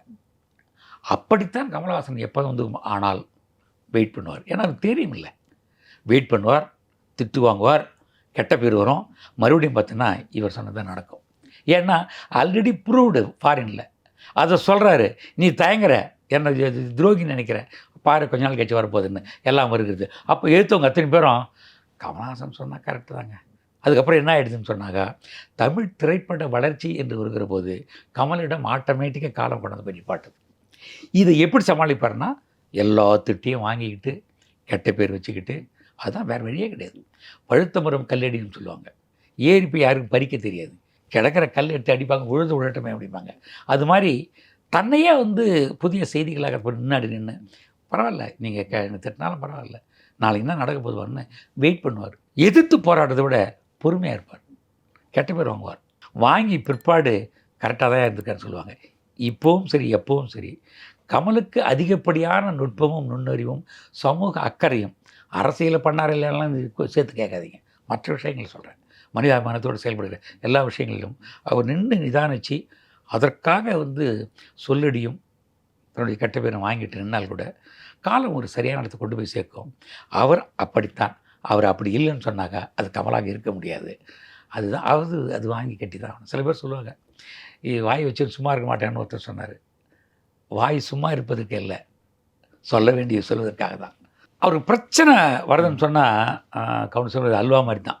சத்யா சொல்லுவார்ல, அல்வா குத்தி ஏமாத்துறாரு. அது மாதிரி பிரச்சனை வந்து ஒரு அல்வா தான். அதை எப்படி வந்து அதை சரி செய்ய முடியும் அப்படிங்கிறத கொஞ்சம் நிதானமாக இருப்பார். அவருக்கு தெரியும். அவர் காத்திருந்து அப்படித்தான் வந்து ஒரு விடை கிடைக்கும். விடை சரியாக இருக்கும். முதல்ல கமல் ஒரு பெரிய பிரச்சனை எதிர்கொண்டது அப்படிங்கிறது அந்த விருமாண்டி படம் ஆமா, சண்டியர் சண்டியர். வச்சுருந்தாங்க. இப்போ சண்டியர்ங்கிற பேரை வைக்கக்கூடாதுன்னு சொல்லி ஒரு பெரிய போராட்டங்கள்லாம் நடந்தது. நீங்கள் அப்போ அங்கே தான் இருக்கீங்க. தொடர்ச்சி ஒரு 6-7 படம் மேலே ஒர்க் பண்ணிட்டு வெளியில் போயிட்டு மறுபடியும் எனக்கு கூப்பிட்றாரு, விருமாண்டிக்கு போகிறேன். விருமாண்டி வந்து அவருடைய கதை மறுபடியும் என்னென்னா ஒரு மதுரை பேஸ்டு ஒரு ஸ்டோரி சொல்லணும். அப்போ எப்படி சொல்கிறது, தேவர் மகன் ஆல்ரெடி சொல்லியாச்சு, திருப்பி அது சாயல் போக முடியாது, ஆனால் அது வேறு ஒரு காலமாக இருக்கணும் அப்படின்னு உட்காந்து ஒரு குழப்பிட்டு எழுதிட்டு இருக்காரு. அப்போ என்ன பண்ணாருன்னா, அந்த முரட்டு மனிதர்களை வச்சு எடுக்கணும். தக் லைஃப் இருப்பாருங்க, தக்னுடைய ஃபஸ்ட் பார்ட்னு வச்சுங்க. அதை என்ன பண்ணோன்னா, சண்டியன் எல்லாத்துக்கும் முன்னாடி நின்று வருவான்ல, தண்ணி கிண்ணி அடிச்சு எது கேட்டாலும் வந்து முன்னாடி வந்து அடித்து பின்னு வரல. அப்போ சண்டித்தனம் பண்ணுறவன் தான் சண்டியன். அது காளையன் பேர். சண்டித்தனம் பண்ணுறவர் அது மாதிரி ஒரு ஸ்டோரி பொண்ணுமா அப்படின்னு பேசப்பட்டு எடுக்கப்பட்டது தான். அவர் சண்டியர்னு சொல்லும்போது அப்போது வந்து சண்டியர் வராருன்னு ஒரு படம் அந்த முன்னாடி இருந்துச்சு. அதுக்கு சில ஆண்டுகளுக்கு முன்னாடி அமெரிக்காவிலேருந்து ஒரு நடிகர் தயாரிப்பாளர் ஒருத்தர் வந்து சண்டியர் வராருன்னு சொல்லிட்டு மீசெல்லாம் ஒட்டி வச்சுட்டு அருவா மீசெல்லாம் வச்சுட்டு அந்த போச்சு. அந்த படம் வந்து ஏற்கனவே வந்தாச்சு. ஆனால் சண்டியர்னு வச்சுருக்கிறாங்க. சண்டியரில் பார்த்திங்கன்னா முதல் இன்விடேஷனை பார்த்திங்கன்னா தூக்கு தண்டனை கைதியினுடைய அந்த மரண அந்த வாக்குமூலம் மாதிரி பார்க்க நான் தான் கைப்படி எழுதினேன். என் கையெழுத்து தான் வந்து அந்த அழைப்பிதழ் இருக்கும். அப்படி பண்ணி ஒரு வித்தியாசமாக அப்படி பண்ணணும் அப்படின்னு சொல்லி எல்லாம் பண்ணி வந்து லொக்கேஷன்ஸ் எல்லாம் ரெடி பண்ணிட்டு போகிறோம். அப்போ போகும்போது நானும் ஆர்ட் டைரக்டர் பிரபு தான் போகிறோம். போயிட்டு வந்து அங்கே எப்படி வந்து எல்லாருமே பார்த்தீங்கன்னு சொன்னாக்கா காளை அடக்கிறது ரவுண்டு கட்டி பண்ணுறாங்க. தமிழ்நாட்டிலே ரவுண்டு கட்டி காளை அடக்கிறதே கிடையாது. வீரபாண்டிய கட்டவங்களுக்கு ஆரம்பித்து சிவாஜி எல்லாம் அவரை நம்பி வேற பண்ணிட்டார். அப்படி கிடையாது. ஒரு சின்ன 2 இடுக்கின் வழியாக அதை அணிச்சு அது கொஞ்சம் தூரம் போயிட்டு அந்த திமிரை பிடிச்சிக்கிட்டு கொஞ்சம் தூரம் போய் யார் இருக்கானோ அவன் தான் வந்து சண்டியன், அவன் வந்து ஜெயிச்சவன், அப்படி தான் பரிசு கொடுப்பாங்க. இதை நாங்கள் நேரடியாக போயிட்டு அலங்காநல்லூர் போயிட்டு நாங்கள் போய் எடுத்து வீடியோலாம் எடுத்து கேரக்டர்ஸ்லாம் எடுத்து போய் நாங்கள் கமல் சார் சொன்ன ஒரு படம் தான். அவர் சொன்னார், தமிழ்நாட்டில் இருக்கிறோம், இவ்வளோ பெரிய பாரம்பரிய விளையாட்டு நடந்துக்கிட்டு இருக்கு, யாருமே போவோம் சினிமாவை தனியாக உட்காந்து சினிமாவில் காமிச்சிங்கிறாங்களே, நாம் இதை மாற்றி காப்போம் அப்படின்னு சொல்லிட்டு அந்த களத்தையே மாற்றி காமிச்சவர் தான் பண்ணார். ஆனால் அதோட கெட்ட நேரம் கிருஷ்ணசாமி மூலமாக வருது. நீங்கள் வந்து ஜாதி பேரை வச்சுட்டு பண்ணுறீங்க, சண்டையில் எடுக்க விட மாட்டோம், பார்க்கலாம் அப்படின்றாங்க. இதே மாதிரி தான் மருதநாயகத்துக்கு வந்தது. பனையூர் அப்படின்னு சொன்னது, எப்படி நீ பனையூரெலாம் வச்சு சொல்லுவேன், எங்கள் ஏரியாவில் நீ அப்போ நாங்கள் என்ன காட்டி கொடுக்குறோங்களா அப்படின்னு சொல்லி பெரிய சண்டை தரமாங்க. ஏன்னா இங்கே எல்லாமே காத்திருக்கிறதுக்கு கொஞ்சம் எல்லாம் அரசியல் பண்ணிடுறாங்க. ஏன்னா கமலஹாசன் ஒரு பிராமணன் எப்படி இதெல்லாம் தேவையில்லாமல் எடுத்து காசு சம்பாதிக்கிறான், எல்லாம் சுற்றி போகிறானா என்கிற ஒரு பார்வை சில பேருக்கு உண்டு. அதனால் ஒரு கம்பெடுத்து சொல்கிற மாதிரி ஒரு சண்டையை எடுத்துருவே நீ என்று பெரிய கஷ்டம் பிரச்சனைலாம் பண்ணுறாரு. அப்போ வந்து நாங்கள் ஷூட்டிங்கு போகலான்னு ரெடி பண்ணிட்டு எல்லாம் போகிறோம். மதுரை மருத்துவக்கலைஞர்லாம் முடியாதுன்ட்டாங்க, சும்மா உட்காந்துட்ருக்காங்க, என்ன பண்ணன்னு தெரியல. சரி, அங்கேருந்து அப்படி ஷூட்டிங்கை நிப்பாட்டு வந்து நேராக வந்து அப்போ இருந்த மரியாதைக்குரிய புரட்சி தலைவி அம்மா அவர்கிட்ட பார்த்தாக்கா ஏகப்பட்ட கம்ப்ளைண்ட். சவுத் சைடில் வந்து அவங்களுக்கு இப்போ அதான் பலம். எம்ஜிஆருக்கு பலம்னாலே மதுரை சைடு தான், அந்த முக்குலத்தூருடைய ஓட்டு தான். அங்கே ஒரு பிரச்சனை ஒருத்தர் தூக்கிறாங்க, இவர் ஒரு படம் எடுக்குன்னு சொல்ல வராருன்றாரு. போனார், இருந்து பார்த்தாங்க, இவர் பிரச்சனையாக சொன்னார். சொல்லி கேட்டுட்டு அவங்க ஒரே வார்த்தை சொன்னாங்க, இந்த பேர் மாற்றத்தில் எடுக்குது, கதை மாற்றல இல்லை, பொசுக்குன்னு ஆகிடுச்சு. நாம் வந்து ஒரு பேர் என்பது ஒரு முகம். அது இப்போ நம்ம ஊரில் வந்து ஒரு பேரை சொன்னாங்கன்னா பின்னாடி இருக்கிற அடையாளம்லாம் சொல்லுவாங்க. சிதம்பரம் அப்படின்னு பேர் சொன்னீங்கன்னா, சிவகங்கையா, செட்டியாரா, நீங்கள் அந்த சாமியதா, நீங்கள் நான்வெஜ் சாப்பிட மாட்டிங்களா, இப்படி ஒரு வகையாக இருக்கும். ஒரு சொல்லுக்கு பின்னாடி ஒரு மரபு இருக்கும். அது மாதிரி ஒரு திரைப்படத்தில் ஒரு பேர் வைக்கிறது மூலமாக அதோட குணாதிசயங்கள்லாம் இருக்கும். அந்த பேரை தூக்கிட்டு வேறு வைக்கும்போது அது வேறு ஒரு தோற்றத்தை கொடுக்கும். உள்ளே இருக்கிற கண்டென்ட்டை மாற்றி சொல்லிட்டு என்ன பண்ண விட்டாது. அதனால தான் பார்த்தீங்கன்னு சொன்னால் ஏவிஎம் காலத்துலேருந்து எல்லாருமே வந்து சினிமா எடுக்கிறத பேர்லலாம் அந்த முதல் டைட்டில் வைக்கிறதுக்கு மெனக்கிடுவாங்க. சிக்கனமாக இருக்கணும், எல்லாருக்கும் புரியணும், ஒரு கம்பீரம் இருக்கணும். அதுக்காக மெனக்கடுறவங்களாம் உண்டு. ஏவிஎம் பக்கம் உண்டு, வீனஸில் உண்டு, தேவர் ஃபிலிம்ஸில் உண்டு. இதுக்காக போராடுவாங்க. ஒரு நல்ல டைட்டில் சொன்னாக்க 10,000 20,000 கொடுப்பாங்க. அப்போது இது வந்து இந்த படத்துக்கு சண்டியருங்கிறது ஒரு பெரிய அட்ராக்ஷன் க்ரியேட் பண்ணோம். ஒரு மண்ணினுடைய அந்த வலிமையான அந்த போர்மனத்தை சொல்ல போகிறோம். என்ன இவ்வளோ தூரம் கதை சொல்லி முடிச்சு புசுக்குன்னு போட்டாங்கன்னா வந்து அவர் டயர்ட் ஆகிட்டார். என்ன புரிஞ்சுக்க மாட்டாங்க, சினிமாவே எடுக்க விட மாட்டாங்க போல இருக்கே அப்படின்னு டயர்ட் ஆகிட்டார். பிரச்சனை வந்தது. அங்கேயே ஷூட்டிங் கேன்சல் பண்ணிட்டு வந்தால் மறுபடியும் அரசியல் பிரச்சனையாகுது. இந்தியாவை பொறுத்த வரைக்கும் அரசியலை தாண்டி கலை வென்றதே கிடையாது, முடியவே முடியாது. எல்லாத்துக்கும் பொருள் சம்மந்தப்பட்டிருக்கோம், நிறைய பேருடைய தொழிலாளர் சம்மந்தப்பட்டிருப்பாங்க.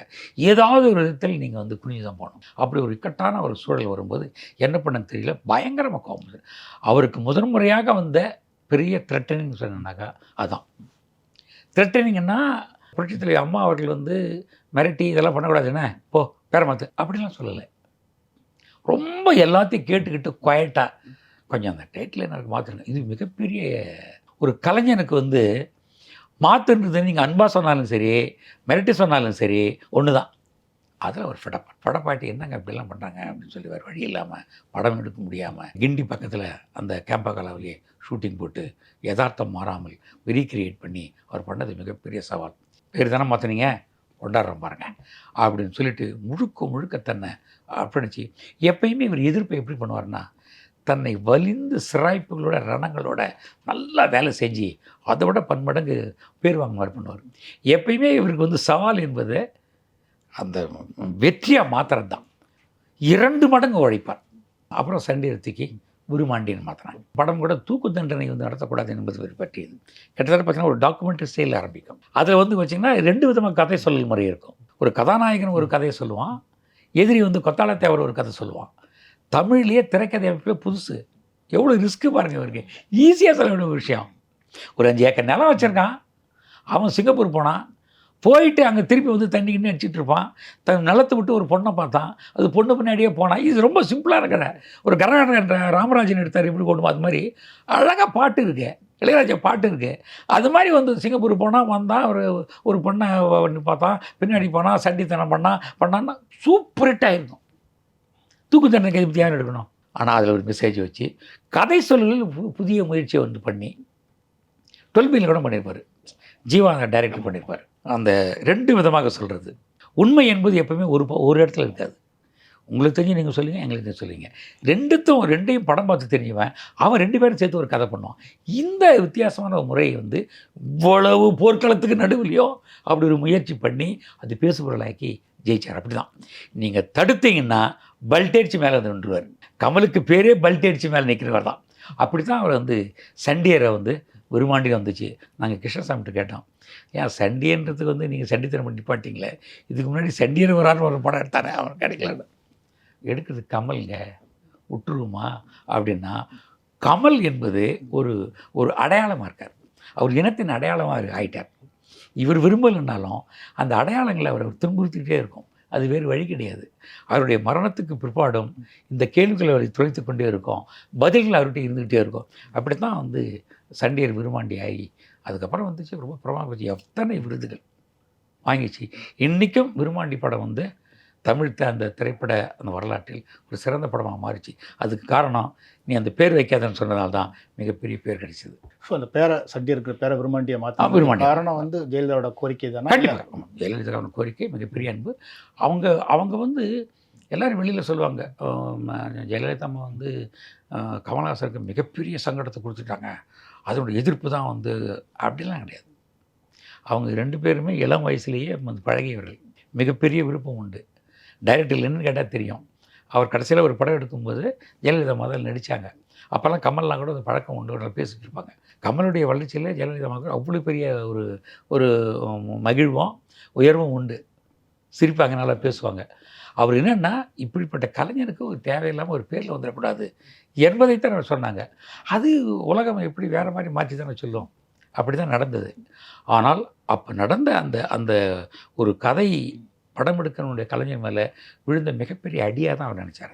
எதிர்ப்பு எப்படி வந்தாலும் அடி தானே, அப்போ இப்படி தான் எதிர்கொள்ளணும் அப்படின்றது அவர் பொறுத்திருந்து சாதிச்சு காமிக்கிறது தான் சவால்களை அவர் வென்றெடுப்பது. அதுக்கு பிற்பாடியும் நடந்தது ஒரு படத்தில். இல்லை, அப்போ அந்த படத்துக்கு பெரிய பிரச்சனை பண்ணது கிருஷ்ணசாமி தான் வந்து. ஸோ அப்போ கிருஷ்ணசாமி சந்திச்சு எதுவும் பேசினாரா கமல்? இல்லை, சந்திச்சு பேசலை. ஏன்னா அவர் அரசியல் நிலைப்பாடு எடுத்தார். ஏன்னா கிருஷ்ணசாமிக்கு வந்து அப்போ வந்து அவருடைய ஆட்கள் மத்தியில் நாங்கள் நம்ம பேருக்கு களங்கம் வர்ற மாதிரி தான் நான் விட்டுற மாட்டேன் என்று அவன் பக்கமாக நிற்கிற மாதிரி நின்று அவர் வந்து ஜெயிக்க வேண்டிய காலகட்டத்தில், அவர் அரசியல் பண்ண வேண்டிய காலகட்டத்தில் இருக்கார். நாம் வந்து முன்னேறிகள், தேவேந்திர வேளாளர்கள் முன்னேறியவர்கள் அப்படின்னு காமிக்கிறதுக்காக ஒரு சாக்கு. எப்படி வந்து பாமக அன்புமணி ராமதாஸுக்கும் பாபா படம் கிடச்சிதோ, நாங்கள் சினிமாவை அவ்வளோதான் பொட்டி தூக்கி போட்டு தூக்கிட்டு பண்ண பாருங்கள், ஒன்றுமே கிடையாது. பார்த்தீங்கன்னா இப்போ கடைசியில் வந்து ராமதாஸுடைய பேத்தி வந்து ப்ரொடியூஸ் பண்ணுறாங்க சினிமா படத்தில். அப்போ எது வந்து சினிமா வந்து அதை கலாச்சாரத்தை கெடுத்துடும் அதெல்லாம் சொல்லக்கூடாது அப்படின்னு சொன்னாங்களோ அவங்களே திருப்பி வர வேண்டியது போயிடுச்சு. எப்போவுமே ஒரு கலையில் வந்து நீங்கள் வந்து பேதம் பார்க்கவே கூடாது. அப்படி தான் கமலஹாசனுக்கு வந்து பல்வேறு பிரச்சனைகள் பண்ணுகிற போது கிருஷ்ணசாமி பண்ணால் கூட மறுபடியும் கிருஷ்ணசாமி வந்து சினிமாக்காரர்களை மோதித்தான் அரசியல் செய்ய வேண்டிய கட்டாயம் வந்தது. அதுக்கு அவர் பயன்பட்டார்.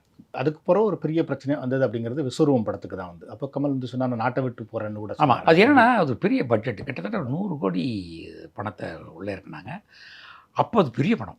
இப்போ எப்படி 400 கோடி 500 கோடி எடுக்கிறாங்களோ அது மாதிரி ஒரு கம்பேரபிள் ஒரு படம். அது முழுக்க முழுக்க எல்லாம் வந்து செலவு பண்ணி எடுத்தாச்சு. இன்டர்நேஷ்னலுடைய பார்வை வேணுன்றதுக்காகவே எடுக்கப்பட்ட படம் அது. ஏன்னா நம்ம உலகத்தில் பார்த்திங்கன்னு சொன்னால் 2 இனம் சார்ந்தவர்கள் பெரிய பெரிய அளவில் இருப்பாங்க. ஒன்று கிறிஸ்தவர்கள், ஒன்று முஸ்லீம். நம்ம சினிமாவினுடைய மிகப்பெரும் வளர்ச்சியே 2 பேர்ட்டு தான் இருக்குது. இங்கே இருக்கிறவங்கள்ட்ட கிடையாது. இது வந்து சொற்பமான அமௌண்ட்டு தான். அப்போது ஒரு இன்டர்நேஷ்னல் லெவலில் போனோம்னு சொன்னாக்கா ஒரு முஸ்லீம் சார்ந்த நாடுகளுடைய இருக்கிற ஒரு கதையை மையப்படுத்தி சொல்லக்கூடிய ஒரு விஸ்வநாதன்ற ஒரு கேரக்டர் வச்சு சொல்லப்பட்ட கதை. தொழில்நுட்பம் முதல் கூட அப்படிப்பட்டு எடுக்கப்பட்டது. அது அவர் விருப்பப்பட்டு எடுக்கப்பட்ட படம். ஒரு சவால் அது. அப்படி வருகிற போது அது ஒரு பெரிய இடைஞ்சல் வந்து நீங்கள் எப்பயுமே ரொம்ப நல்லா வரும்போது கடைசியில் வந்து அது வந்து அந்த வெற்றியை அடையணும் போது தடங்கள் வந்தாக்கா நியாயமாக வந்தால் பரவாயில்ல. அதுக்கு வந்து அரசியல் அமைப்புகள்லாம் வரலாறு சேர்ந்து இது வந்து இவர் முழுக்க முழுக்க தீவிரவாதிகள் சொல்கிறாரு நம்ம இனத்தை அப்படின்னு சொல்லி மதத்தை சொல்லின்னு சொல்லி ஒரு பெரிய இட்டுக்கட்டி மறுபடியும் அம்மா தான் படுது. அப்போ நடந்த விரும்மாண்டி பிரச்சனைலையும் இப்பயும் மறுபடியும் வர்றாங்க. மறுபடியும் அவங்களுக்கு வருது. அவங்க ஒன்றுமே சொல்ல முடியாத அளவுக்கு வந்து சிறுபான்மையினரை வந்து நீங்கள் இழிவுபடுத்துறீங்க என்ற அந்த அஜெண்டாவோடு வர்றாங்க. முன்னாடி கிருஷ்ணசாமி, இப்போ வந்து இவங்க வராங்க. அவருக்கு ஒன்றுமே புரியல, என்ன யாராவது தூக்கிட்டு வந்துடுவாங்களா அப்படின்ட்டு. நான் வந்து தப்பாக சொல்லி சம்பாதிக்க முடியுமா, ஒரு கலைஞர் இப்படி பண்ணுவானா அப்படின்னு கேட்க மாட்டேன்றாங்க. மறுபடியும் அம்மா என்ன சொல்கிறாங்க, அது என்ன அவங்க போட்டு காமிச்சிடுங்க, போட்டு காமிச்சிட்டு அப்ஜெக்ஷன் எடுத்து நீங்கள் ரிலீஸ் பண்ணுங்கன்றாங்க. அவருக்கு என்னென்னா, நீங்கள் திரைப்படத்தில் இருந்திருக்கீங்க, திரைப்படம் எவ்வளோ சென்சிட்டிவாகவும் உண்மையாக பண்ணுற இடத்துல நீங்கள் முதல்வராக இருக்கிறீங்க, அப்போ சொன்னீங்க, இப்போவும் நீங்கள் அதே சொல்கிறீங்க என்ற ஒரு கோபம் எனக்கு இருந்தது. இயல்பாக இருக்குது தானே ஒரு கலைஞனுக்கு. இப்போவா அது நீங்களும் அது பார்த்துருக்கலாம் இல்லை அப்படின்னா இவங்க பார்த்து கருத்து சொன்னாங்கன்னா அரசியல் பிழை ஆகிடும். அதனால் நீங்கள் அவங்கள பார்த்துட்டு என்னன்னு சொல்லுங்கள். அவங்க பார்த்துட்டு மறுபடியும் தப்புன்னு தான் சொன்னாங்க. அதுக்கப்புறம் மறுபடியும் அது போராட்டம் மறுபடியும் எடுத்துகிட்டு மறுபடியும் காமிச்சு பல்வேறு விமர்சனங்களுக்கு வந்து மன உளைச்சல்னா கூறு. அப்போ தான் அவர் சொன்னார், போடா நாட்டை விட்டு போகிறேன், நீ வேண்டாம், இந்த நாட்டுக்காக உழைச்சி எல்லாம் பண்ணி போதும். இந்த வேலு நாயக்கர் சொல்வார்ல, நல்லவனா கெட்டவனான்னு தெரியல, எப்படா உங்களுக்கு நாங்கள் ட்ராமா பண்ணி காமிக்கிறது, ஒவ்வொரு முறையும் ரத்தத்தை கீரியா நல்லோன்னு சொல்ல முடியும் அப்படின்னு வெக்ஸான ஒரு இடத்துக்கு போனார். அதனால தான் நீங்கள் ஆழ்வார்பேட்டையில் அந்த மாடியில் நின்றுட்டு அவர் கதறி கண்கலங்கி நிற்கிறத பார்த்துட்டு ஒருத்தன் சொத்தை எடுத்து கொடுத்து என் காசு எடுத்துக்கன்னா நிறைய பேர் பணமாக அனுப்பிச்சாங்க. முதன்முறையாக இந்திய வரலாற்றிலேயே ஒரு நடிகர் வந்து கண்கலங்கி நிற்பதும் நீண்ட காலமாக நிற்கிற ஒரு நடிகர் நாட்டை விட்டு போகிறன்ற பெரிய வார்த்தை. அது கிட்டத்தட்ட ஒரு அகதி மாதிரி போகிறன்ற வார்த்தையை வந்து காது கொடுத்து கேட்க முடியாமல் எல்லாரும் வந்து நாங்கள் இருக்கிறோம் என்று குரல் கொடுத்தது கண்கலங்கி தான் நின்னார் பண்ணார். அப்படி எல்லாரும் ஒன்றா சேர்ந்து அன்பை கொடுத்த பிற்பாடு அப்போ கலங்கினது உண்மையாக வேறு எப்போதுமே அவர் பண்ணது கிடையாது. தன்னுடைய சொந்த அவமானத்தை கூட கலங்கினதில்லை. ஆனால் சினிமாத்தை நேசித்து ஒரு நல்ல செய்கிற ஒருவனை நீங்கள் புரிஞ்சுக்க எப்போ தான் நீங்கள் புரிஞ்சுக்கிங்க என்று கண் கலங்கி சொன்ன அந்த பெரிய வார்த்தை தான் நாட்டை விட்டு போகிறேன்னு சொன்னது. அவர் சொன்னது நாட்டை விட்டு போகணுன்றதுக்காக இல்லை, போயிட்டாவது நீங்கள் நல்லா இருப்பீங்களா என்று உச்சபட்ச அந்த கோபம். அதுலேயும் கண் கலங்கினார் வழியே ஓடலை, பொறுமையாக நின்றார். கல்லடி விழுந்தது, சொல்லடி விழுந்தது. ஏய் கமலஹாசன் இப்படிலாம் ட்ராமா போட்டு காசு சம்பாதிக்கிறான்னு அப்படிலாம் கிடையாது. ஒரு 10 நாள் கால்ஷீட்டு கல்கி கொடுத்து 150 கோடி வாங்குறாரு. என்ன இதில் கிடைச்சிடும்? அப்படி ஒரு ட்ராமா போட்டு ஒரு 4 நாள் கூட போயிட்டாக்கா ஒரு 20 கோடி கிடைக்குமா? 20 கோடி ஒருத்தன் ட்ராமா போடுறது வந்து ரொம்ப அசிங்கம். அப்படி ஒரு வியாபாரம் பண்ண மாட்டார். ஆனால் பார்வையாளர்கள் அப்படியெல்லாம் பேசுவாங்க. அதையெல்லாம் தாண்டி மறுபடியும் நின்று மறுபடியும் நான் களமாடுவேன் அப்படின்னு தான் இந்த இடத்துக்கு வர்றார்.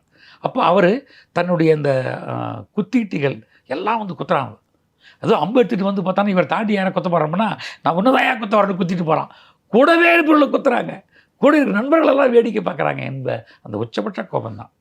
எப்பயுமே ஒரு கலைஞர்கள் வந்து பொதுவான பார்க்கணும், அப்படி தான் உலக நாடுகள் பார்க்கும். ஆனால் இங்கே தமிழில் மட்டும்தான் இனத்தின் வழியாக அவங்களுடைய மாவட்டம் பிறப்பு, அறிவு எல்லாம் சார்ந்து தன்னுடைய வாழ்க்கைக்காக ஒரு கலைஞனை எதிரியாக மாற்றுறாங்க. அப்படிப்பட்ட சூழல் தான் அந்த சுருவம் சூழல். நல்ல வேளை சமூகம் மீண்டும் அவரை காப்பாற்றியது. அவர் பொறுமை காத்து கண்கலங்கி மறுபடியும் எழுந்து நின்றார். அது அப்படி நடந்தது தான் அந்த 2000. இந்த விஸ்வத்தோட பிரச்சனையோட தொடர்ச்சியாக வந்து கமல் ஒரு பேட்டியில் வந்து ஒரு வார்த்தை சொல்லியிருந்தார் வந்து, ஜெயலலிதா வந்து என்னை காலில் விழணும்னு எதிர்பார்த்தாங்க அப்படின்னு சொல்லி வந்து, அதுக்கு பிறகு வந்து கூட ஒரு ஈரோடில் ஒரு தேர்தல் பிரச்சாரத்தில் கூட சொன்னார், என் தடுமாற்றத்தை அவங்க ரசித்தாங்க அப்படிங்கிற மாதிரிலாம் கூட. ஸோ அப்போ ஏதோ ஜெயலலிதா சார்பாக கமல்கிட்ட யாரும் பேசினாங்களா? அந்த நேரத்தில் அவர் பார்த்து பேசினார். அதே மாதிரி தான். ஏன்னா அவங்க முதல்வராக இருக்காங்க, இவர் வந்து ஒரு ப்ரொடியூசராகவும் டைரக்டராகவும் போய் நிற்கிறாரு. 2 பேரும் தெரியும், நீண்ட கால ஒரு தொடர்பு உண்டு. நீங்கள் எப்படி பார்த்தாலும் திரைப்படத்துலேயும் நீங்கள் வந்து தொடர்ச்சியாக நட்பாக இருக்கிறீங்க.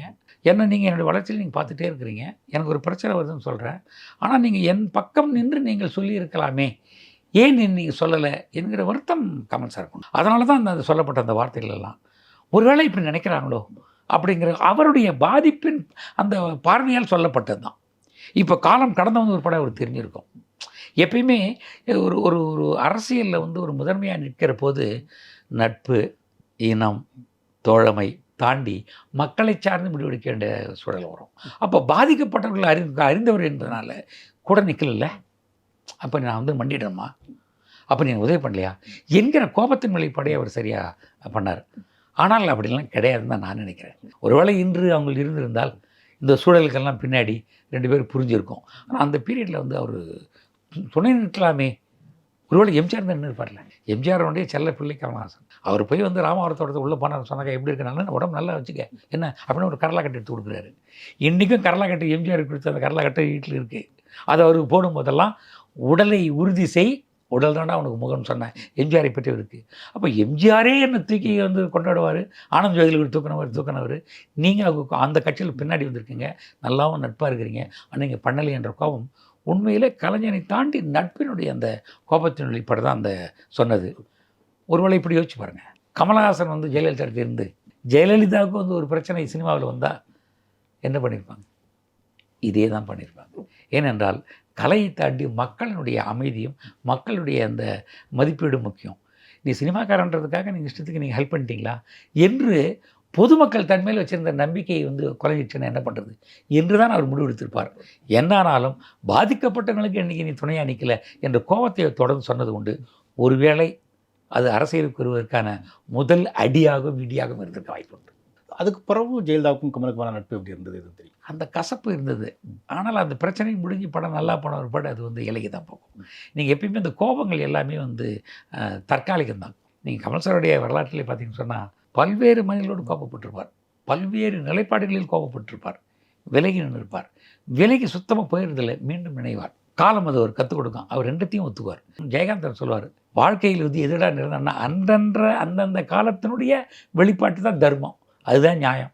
அந்த காலத்தில் அதுக்கு அது சரி, கொஞ்ச நாள் கழிச்சு போனால் அது சரியில்லை. அப்படித்தான் வந்து கமல் சார் அன்றைக்கி வந்து ஜெயலலிதா இது தவறாக நினைத்ததும் சொன்னதும் அந்த பதிவுகள் பின்னாடி வந்து இல்லை அரசியலில் இதை விட இன்னும் சூழ்ச்சிலாம் இருக்குது என்று அவர் கட்சி ஆரம்பித்து எத்தனை பேர் ஓடி போனாங்க, எத்தனை பேர் அவர் போனாலும் கண்கலங்கி நின்னார். அது ஜெயலலிதா அப்போ சொன்னதனுடைய விளைவை அவர் இப்போ புரிஞ்சுக்கிட்டு இருப்பார். அதனால தான் அவர் இப்போ அவருக்கு நிதானம் வந்திருக்கு. அந்த நிதானம் எப்போ வரும்னு சொன்னால் அடிபட்டு யாரெல்லாம் பாடங்கள் கற்றுக்கொண்டே வருகிற போது தான் நிதானம் வரும். கோபம் எப்போ வரும்னு சொன்னால் நாம் பண்ணுறது கரெக்டு நிற்போம் அப்படின்னும்போது ஆரம்ப காலத்தில் அது கோபம் வரும், சண்டை போடுவோம், போராளியாகும்.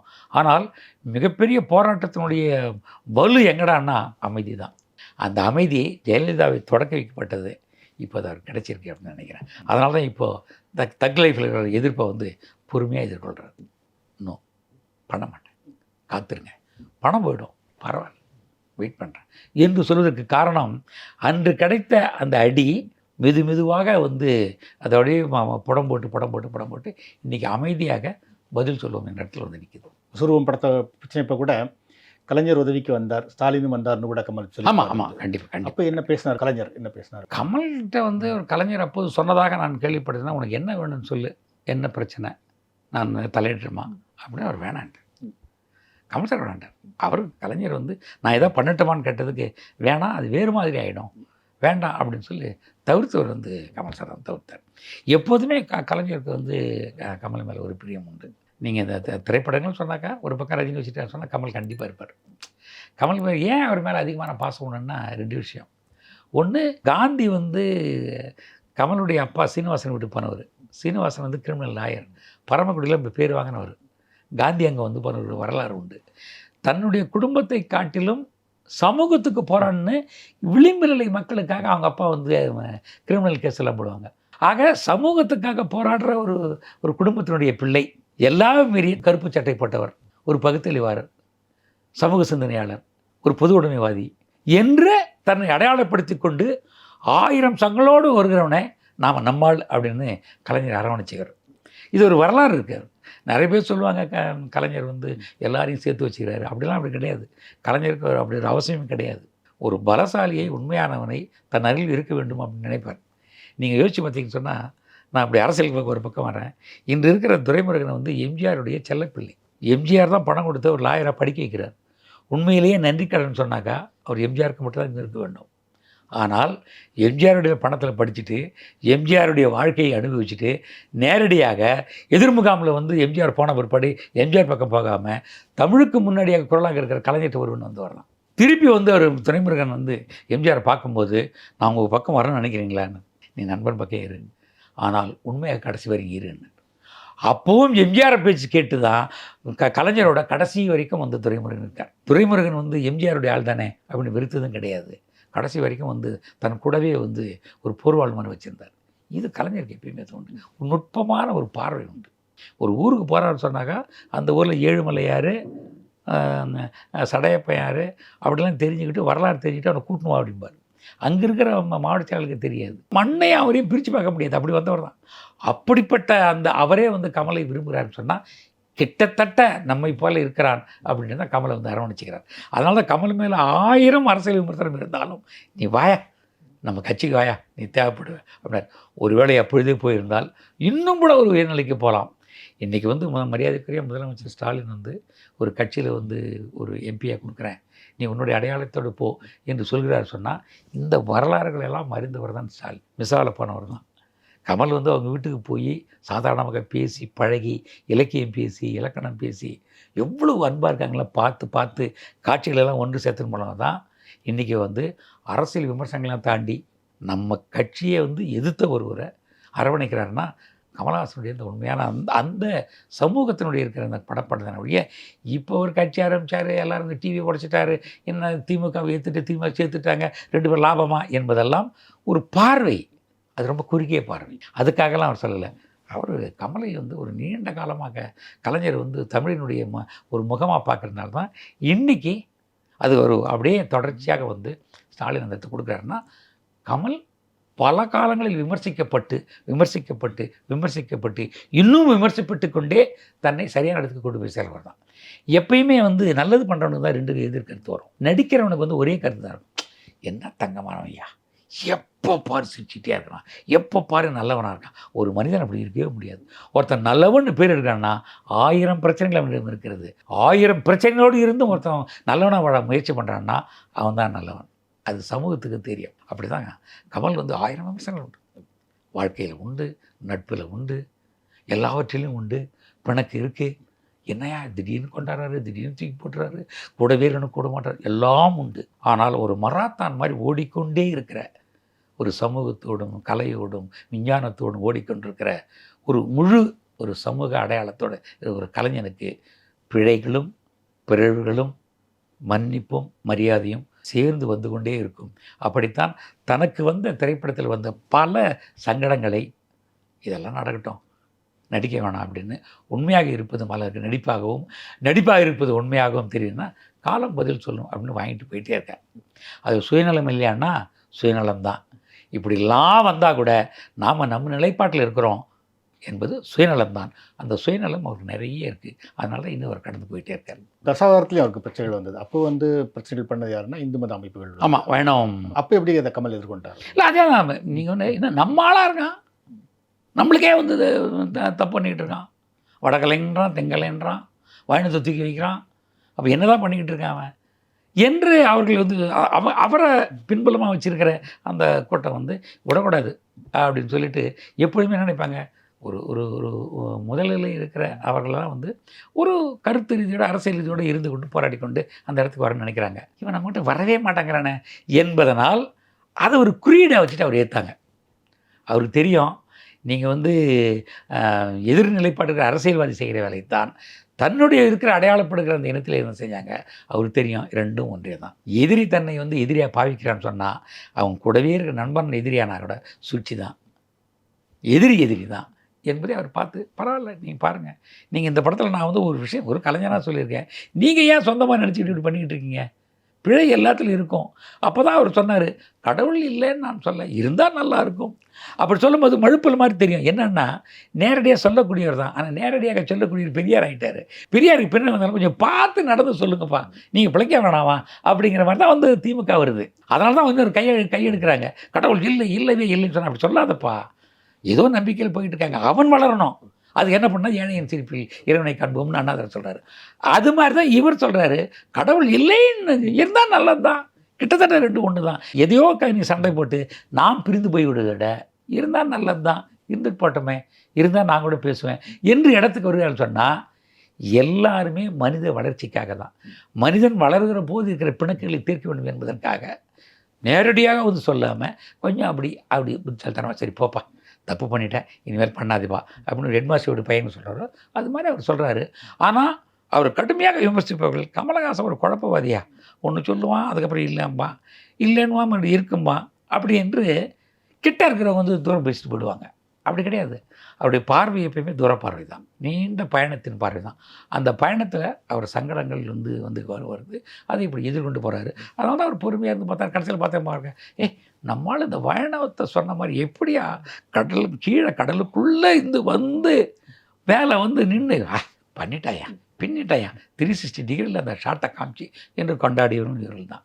அது இருக்கத்தான் செய்யும். யார் பக்கமாக நின்றுட்டாங்க ஜெயிச்சு வாழ்க்கை நடத்திடலாம், யார் பக்கம் இல்லை நியாயத்தின் அந்தந்த காலத்தில் இருக்கிற நியாயத்தின் பக்கத்தில் நான் இருக்கிறேன் அப்படின்னு ஒரு வாழ்க்கையே ஒரு பரிசுகளை மாற்றிட்டு போகிறாரு. அவர் வாழ்க்கையே ஒரு ஸ்கிரிப்ட் தான். நீங்கள் பார்த்தீங்கன்னா தெரியும், நேற்று இருக்கிற இன்றைக்கி இருக்க மாட்டான், இன்றைக்கி நாளைக்கு இருக்க மாட்டான், புதுசாக ஒருத்தன் வருவான் என்று அவர் ஓப்பனாக ஒரு திரைக்கதையை எப்படி பண்ணுறாரோ அது மாதிரி வாழ்க்கையிலே தன்னையே வந்து ஒரு திரைக்கதையாக மாற்றிக்கொண்டு வாழ்க்கை கதையாக மாற்றி போயிட்டுருக்காரு. அதனால்தான் இந்த சங்கடங்கள் வருகிறது, போராட்டம் வருகிறது. போராட்டத்தில் வந்து பல்வேறு யுக்திகளை கொண்டு பொறுமையாக இருந்து கையாண்டு மேலே வர்றாரு. சாதுரியமாக இருப்பவனுக்கு வந்து இந்த போராட்டம் எல்லாம் பிரச்சனை சாரிப்பா அப்படின்னு கேட்டு போயிட்டு இருப்பாங்க. இல்லை நாம் சரி என்பதை விட சரின்ற இடத்துல இருக்கணும், சாரிலாம் ஒரு பெரிய பிரச்சனை இல்லை என்று தொடர்ந்து இருப்பதனால்தான் அப்போ ஆரம்பித்த அந்த சண்டியரில் ஆரம்பித்தது இன்னும் சண்டித்தனம் குறையாமல் ஒரு அமைதியான புயலாக தக் லைஃப்பில் வந்து நிற்கிறாரு. இதுவும் கடந்து போகும். அது கமலஹாசனுக்கு ஒரு மாதிரி பிரச்சனைகள் வரும்போது அது எப்படி எதிர்கொள்றது அப்படிங்கிறதுக்கு ஒரு முக்கியமான ஆலோசகராக முன்னாடி அவரோட சகோதரர் சந்திரஹாசன் இருப்பார் அப்படின்னு சொல்லுவாங்க. வந்து சந்திரஹாசன் இல்லை, அவர் சந்திரஹாசன் வந்து இதுக்கெல்லாம் நின்னாரான்னு எனக்கு தெரியாது. அவர் வந்து பொருளாதார பின்புலமாக இருந்தார். ஒரு திரைப்படம் எப்படி எடுக்கிறது, அதில் என்ன செலவாகும், என்ன பண்ணணும், என்ன போட்டால் வரும் அப்படின்னு பொருளாதார ரீதியாக ஒரு கம்பெனியை காப்பாற்றுறது, பணத்தை எங்கே புரட்டுறது, எங்கே வாங்குறது என்ற இடத்தில் தான் இருந்தார். எப்பொழுதுமே கொள்கை இடத்தில் வந்து அவர் எந்த குடும்ப ரீதியான மனிதர்களையும் அவர் அரவணைத்து கொண்டதாக எனக்கு தரவழி இல்லை. ஒருவேளை அவர் அப்படி சொன்னதாகவும் எனக்கு தெரியல. நான் பல்வேறு காலகட்டங்களில் இருந்து பார்த்துருக்கேன். அப்படியெல்லாம் வந்து சொந்த குடும்பத்தில் இருப்பவர்களுக்கு அவர் வந்து ஒன்று சொல்லி அவர் கேட்டதாக எனக்கு நினைவில்லை. ஒருவேளை இருக்குது அப்படின்னா அவர் தான் தரவுகள் சொன்னால் நாம் யூகிக்க முடியாது. ஸோ இந்த மாதிரி ஒரு கொள்கை சார்ந்து இல்லைன்னா கூட ஒரு பொருளாதார சார்ந்த ஒரு ஆலோசகராக சந்திரஹாசன் இருந்தார்னு சொன்னீங்க. இன்றைக்கி அவர் இல்லை. ஸோ அவரோட இடத்துல யார் இன்னைக்கு? மகேந்திரன் இருக்கார். அப்சல்யூட்லி மகேந்திரன் வந்து ஒரு மிகப்பெரிய ஒரு கார்ப்பரேட் நிறுவனத்தில் இருந்து எப்படி மேனிப்புலேட் பண்ணிட்டு எப்படி வந்து இதை பொதுமக்கள் மத்தியில் கொண்டு போய் இதை எப்படி வென்றெடுக்க முடியும் என்கிற மிகவும் சாதுரியமான மனிதர். அவர் ஒன்றுமில்லை, அவருக்கு ஒரு நீண்ட பாரம்பரியம் உண்டு. அவருடைய தாத்தாக்கள்லாம் சினிமாவில் இருந்திருக்காங்க, வெற்றி பெற்றிருக்காங்க. எனவே அந்த உடம்புலேயே சினிமா ரத்தம் இருக்குது. அப்போ வந்து கமலஹாசனோட அவர் சந்திக்கும் போது அந்த விஸ்வரூபத்தின் டைம் தான் அவர் சந்திக்கிறாரு. சந்தித்து கூட நிற்கும்போது அப்படியே ஒரு புரிந்து கொண்டு அப்படியே இணக்கமாகவும் அணுக்கமாகவும் இருந்து அவர் நிற்கிறாரு. அவர் சந்திரஹாசன் இருந்த அந்த பொருளாதார பிரச்சனை எப்படி நம்மளை கேண்டைய மாதிரி தாங்க வரும். இப்போ தக் லைஃப்பில் இவ்வளோ பிரச்சனை வருது சார், பார்த்துக்கலாம் சார் அப்படின்னு சொல்லக்கூடிய இடத்துல முன்னாடி சந்திரஹாசன் இருந்தாருன்னா இப்போ மகேந்திரன் இருக்கார். அந்த இடம் என்பது உண்மையிலேயே அது ஒரு பெரிய இடம். ஏன்னா நிறைய கெட்ட பேர் வரும். அவர் கமலஹாசனை பார்க்க முடியாதவங்கலாம் மகேந்திரன் தான் தடுத்துட்டார் அப்படிலாம் கூட சொல்கிறவங்க சிலது உண்மையாகவும் இருக்கலாம், பொய்யாகவும் இருக்கலாம். ஆனால் இது சரியாக பொய்ன்னு சொல்லி வெளியில் சொல்லாமல் அவருக்கு பின்புலமாக நாம் இருந்து அவரை ஒரு முக்கியமான இடத்துக்கு கொண்டு போய் சேர்க்கணும் அப்படிங்கிற இடத்துல இன்றைக்கி மகேந்திரன் இருக்கிறார். உண்மையிலே மகேந்திரன் வந்து தாங்கிக் கொள்கிறவர் தான். அவர் நீங்கள் பார்த்தீங்கன்னா குறைவாக தான் பேசுவார், நிறைய செயல்கள் இருக்கும். செயல் பெயல்கிறது தான் இவர் நம்ம மகேந்திரன். கமலஹாசனுக்கு இயல்பாக காலம் வந்து கொண்டு சேர்த்தது தான் இந்த ஜிடிவி மகேந்திரன். இன்றைக்கி ரொம்ப இணக்கமாக இருக்கார். உண்மையிலேயே பாராட்டுன்ற விஷயம். எவ்வளவோ பிரச்சனைக்கு நடுவில் அந்த அவர் பாதுகாக்கிறதுன்றது கமல் சார்கிட்ட இருக்குதுன்றது லேசுப்பட்ட விஷயம் கிடையாது. அங்கெல்லாம் பொய்யெல்லாம் ரொம்ப நாள் நடிக்க முடியாது. இவர் பல பேரை பார்த்தவர், 5-6 முதல்களை பார்த்தவர், ஒரு 7-8 டிகேட்ஸை பார்த்தவர். சினிமாவில் வந்தவர்களெல்லாம் சென்றார்கள், மதன் சொன்ன மாதிரி வந்தார்கள் வென்றார்கள் மாதிரி இவரோடு வந்தார்கள், எதிரியானர்கள் போனார்கள். ஒரு முறை வந்து நாகேஷ்கிட்ட நாங்கள் பேசிகிட்டு இருக்கும்போது சொல்கிறாங்க, அவர் ஒரு படம் வந்து பையன் நடிக்கிறான், பாடும் மானம்பாடி அது ஒரு டைட்டில், படம் சூப்பர் டூப்பர் ஹிட்டு, காலை வளைச்சி கிளச்சி எல்லாம் போட்டு டான்ஸ் ஆடுறான். அதுக்கு முன்னாடி டான்ஸ்னாவே கமல் தான். சிப்புக்கள் மற்ற கணத்து டான்ஸில் ஆரம்பித்து அவர் ஆட தூங்காது டான்ஸ்னா கமல் தான். அவன் வந்து காதல் மன்னன். அதை ஜனங்க பேச ஆரம்பிச்சிட்டாங்க, கமல் கதை கோவிந்தா க்ளோஸ், வாண்டாம்பார் ஒருத்தன் அப்படின்னு சொல்லப்படும் போது அமைதியாக இருந்தார். கம்பேரிசனை பண்ணுறீங்க, டான்ஸை நிப்பாட்டிடுறேன், சிப்புக்குள் முத்து பாருங்கள், கண்ணா பண்ணான்னு அடியாத கேரக்டரை மாற்றினவர். எல்லாரும் வந்தாங்க, மோதினாங்க, போயிட்டாங்க. பிரபுதேவா வந்தார். பிரபுதேவா பிரபுதேவா வேறு மாதிரி வர்றாரு கமல்கிட்டன்னாரு. பிரபுதேவை தாண்டி மறுபடியும் அவர் நிற்கிறார். மோகன் வந்தார், என்னடா கமல்ஹாசன் மாதிரியே இருக்கார், மைக் மோகன் இருக்கான், அடித்தான் பாரு, அவ்வளோ முடிஞ்சு போச்சு இருக்காத அப்படின்னாரு. மோகன் போயிட்டார், இவர் இருக்கார். இப்படி அவருக்கு தெரியும் வருடெல்லாம் எதிரிகள் இல்லை, எதிர்நிலையில் வந்து நிற்கிறவங்க. அப்படி சொடிக்கப்பட்டாக்கா கமல் ஜெயிச்சிருவியா அப்படின்னு சொல்ல வராங்க, ஜெயிச்சிருவோம் அப்படின்னு அவர் போகிறவர். அவர் அப்படித்தான் அவர் பார்க்குறாரு, பல டிக்கெட்ஸ் பார்க்குறவர். எதிர்ப்பு தான் ஒரு மனிதனை வந்து வளர்க்கும். கமலுக்கு வந்து முதலீடே எதிர்ப்பு நிலை வர்றது தான். கமலஹாசன் ஒரு இடத்துல உயரத்தில் கொண்டு போகிறாங்கன்னு சொன்னால் அவருடைய குணத்தை தாண்டி எதிரிகள் தான். எதிரிகள் என்பால் எல்லோரும் இவரை வந்து உயர்த்துகிறவர் தான். அப்படி தான் கமலஹாசன் சொல்லுவார், எதிர்ப்பு கிட்ட அவர் பயப்படவே மாட்டார். யாரும் எதிரிகள் இல்லைன்னா இவரே வந்து மனிதன் பாதி கடவுள் பாதி மிருகம் பாதியாக மாறி இவரே என்னை ஏற்றுக்கிட்டு மறுபடியும் அவர் ஜெயிப்பார். எப்படி வந்து கண்ணடியில் பாட்டு வந்து இப்போ கிரிக்கெட்லாம் ஆடுறாங்களோ அது மாதிரி எதிர்நிலைப்பாட்டை வந்து இவரே எடுத்துடுவார். அதனால தான் கமல் சார் பாதி பேர் சொல்லுவாங்க, புரிஞ்சிக்கவே முடியலையா, இப்படி பேசுகிறார் அப்படி பேசுகிறார். அப்படி இல்லை, தன்னை எதிர்கொண்டு வருகிற நாள் இல்லைன்னா இவரே எதிர்நிலைப்பாட்டை எடுத்து கமல்ஹாசனை கேள்வி கேட்டு அவனை ஜெயிக்க வைப்பார். அது அவருடைய புத்திசாலித்தனம். இந்த நுட்பம் வந்து நிறைய பேருக்கு வந்து ஆளுமைத்தன்மை உள்ளவர்கள் அறிந்து கொள்வார். மற்றவங்க பூரா அவர் தப்பாக தான் சொல்லுவார். அந்த இடத்த எப்பயும் அவர் கிராஸ் பண்ணிட்டு போயிட்டே இருப்பார்.